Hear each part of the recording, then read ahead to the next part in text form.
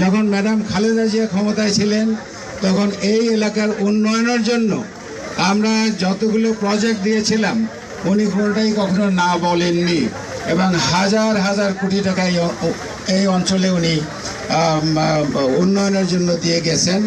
এবং তার একটা উদাহরণ আমি দেই, আমরা যখন প্রথম 96-এ নির্বাচন করলাম তখন আমাদের অধিকাংশ ইলেকশন ভোট কেন্দ্রে আমাদের হয় হেঁটে যেতে হয়েছে, না হয় নৌকায় যেতে হয়েছে, না হয় স্পিড বোটে যেতে হয়েছে।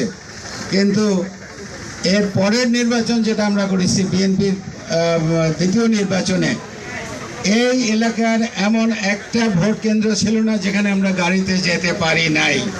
আপনারা খুশি না ব্যাপারে? ইনশাল্লাহ আরও উন্নয়ন হবে, আগামী 5 বছর হবে আমরা উন্নয়নের শিখরে নিয়ে যাবে ইনশাল্লাহ। আপনারা সবাই ভালো থাকেন।